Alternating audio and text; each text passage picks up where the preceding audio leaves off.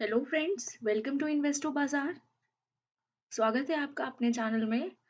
आज हम आपके लिए लेकर के आए हैं फाइनेंशियल रेशियोज की कैटेगरी में प्रॉफिटेबिलिटी रेशियोज का कैसे कैलकुलेशन होता है और ये रेशियोज क्या होते हैं, इसके बारे में हम आपको इस वीडियो में बताएंगे। जब हम कंपनी की फाइनेंशियल परफॉर्मेंस को चेक करते हैं इन्वेस्टमेंट के पर्पज से या कंपनी के एनालिसिस के पर्पज से, तो हमको कंपनी के कुछ फाइनेंशियल स्टेटमेंट्स को चेक करने की नीड होती है। अब जब हम फाइनेंशियल्स को चेक करते हैं, तो हमको उनके फाइनेंशियल रेशियोज को भी चेक करने की नीड होती है। तो हम ऐसा करते क्यों हैं? सबसे पहले तो हम कंपनी की फाइनेंशियल पोजीशन को पता करने के लिए ऐसा करते हैं कि कंपनी प्रॉफिटेबल है कि नहीं है, या कंपनी की रिलेटिव ग्रोथ हो रही है कि नहीं हो रही है। और दूसरा, या तो हमें कंपनी में इन्वेस्टमेंट करना है, या हमें कंपनी के कॉम्पिटिटिव एडवांटेज को चेक करना है, या उसका कॉम्पिटिटर एनालिसिस करना है। तो इसके लिए हम काफी सारे रेशियोज को कैलकुलेट करते हैं, और उसी में एक रेशियो है profitability ratio.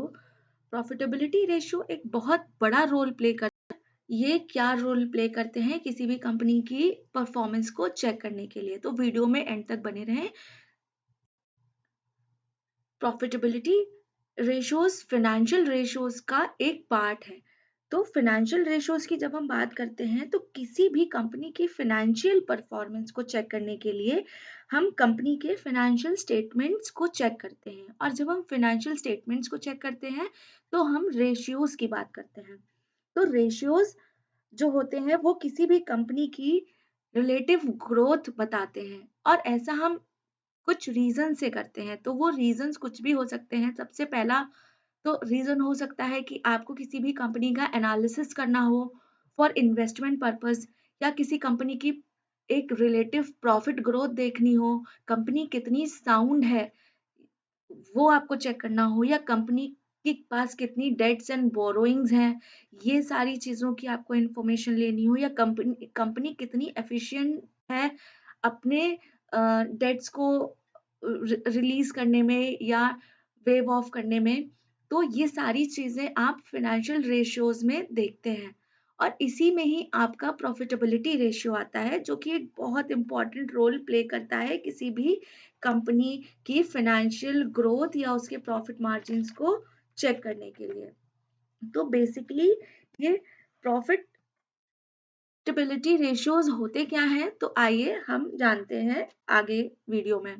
So profitability ratios are basically financial matrices used by analysts and investors to measure and evaluate the ability of a company to generate income relative to revenue, balance sheet, shareholders equity during a specific period of time. And these ratios show how well a company utilizes its assets to produce profit and value to shareholders. See profit margin जितने भी ज्यादा होंगे, company उतनी ही sound होगी। तो profitability ratios में कुछ और रेशियोज को हम कैलकुलेट करते हैं, जिसमें से gross profit ratio, net profit margin ratio, operating profit, return on assets and return on equity जैसे कुछ रेशियोज आते हैं, जो हम कंपनी की परफॉर्मेंस को चेक करने के लिए कैलकुलेट करते हैं। और ये रेशियोज हम कंपनी के इनकम स्टेटमेंट्स, बैलेंस शीट्स वगैरह से ऑब्टेन करते हैं, और ये पता करते हैं कि कंपनी कितनी फाइनेंशियल। अब हम बात करते हैं ग्रॉस मार्जिन रेशियो की। तो gross margin ratio basically compares the gross profit of a company to its net sales to show how much profit a company makes after paying its cost of goods sold. तो इसका formula होता है gross profit upon net sales. अब हम बात करते हैं operating margin ratios की। तो operating margin ratio basically compares the operating income of a company to its net sales to determine the operating efficiency of the company, और ये हम ऑब्टेन कर पाते हैं operating income divided by net sales से। Next हमारा ratio होता है return on asset ratio, and it measures how efficiently a company is using its assets to generate profit. हम अब बात करेंगे नेट प्रॉफिट मार्जिन रेशो की, और ये ऑब्टेन कर पाते हैं हम net profit divided by net sales से। लास्ट हमारा रेशियो है return on equity ratio, and this ratio measures how efficiently a company is using its equity to generate profit, और इसका फॉर्मूला होता है net income divided by share holders equity. तो आइए हम इसी को फॉर्मूले को एक बार एट अ ग्लांस देख लेते हैं। तो ये कुछ फॉर्मूलेज हैं, अब हम इनका कुछ कैलकुलेशन सीख लेते हैं कि ये कैसे किए जाते हैं। तो ये मैंने एग्जाम्पल लिया हुआ है, ये एक इनकम स्टेटमेंट दिया हुआ है और साथ ही साथ एक बैलेंस शीट भी गिवन है। तो अगर हम बात करते हैं ग्रॉस प्रॉफिट मार्जिन रेशो की, तो आप देख सकते हैं ग्रॉस प्रॉफिट जो मार्जिन दिया हुआ है वो gross profit divided by sales into 100 से हम परसेंटेज के फॉर्म में ऑब्टेन कर पाते हैं। अब ये हमारे इनकम स्टेटमेंट में दिया होता है जहाँ पर हमारी सेल्स गिवन है ये 2 lakhs और ग्रॉस प्रॉफिट हमारा 90,000 दिया हुआ है। तो gross profit divided by net sales into 100 इसका फॉर्मूला है।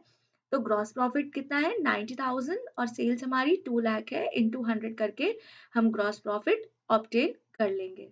देन हमारा नेट प्रॉफिट मार्जिन होता है जिसमें नेट प्रॉफिट या नेट इनकम अपॉन सेल्स इसका फॉर्मूला होता है, और नेट प्रॉफिट हमारी दिया हुआ है 44,500, तो इसको हम नेट सेल्स से डिवाइड करके ऑब्टेन कर सकते हैं। देन हमारा फॉर्मूला है ऑपरेटिंग प्रॉफिट मार्जिन, तो ऑपरेटिंग प्रॉफिट भी हमारे गिवन है, ये ऑपरेटिंग प्रॉफिट दे रखे हुए हैं और इसको हम सेल्स से डिवाइड करके ऑब्टेन कर सकते हैं।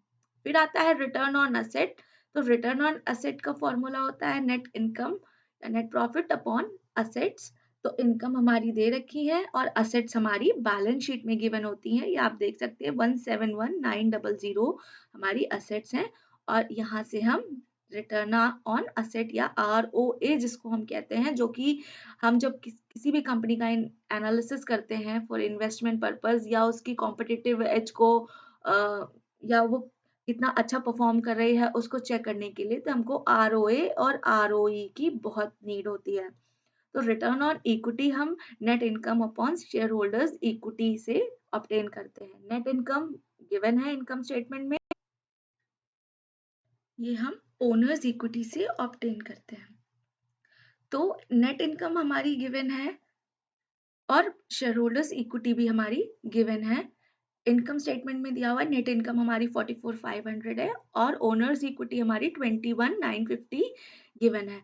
तो यहाँ से हम रिटर्न ऑन इक्विटी कितनी है हमारी ये ऑब्टेन। तो अगर इन्फॉर्मेशन यूजफुल लगी हो तो please like share and subscribe, and video में बने रहने के लिए थैंक यू।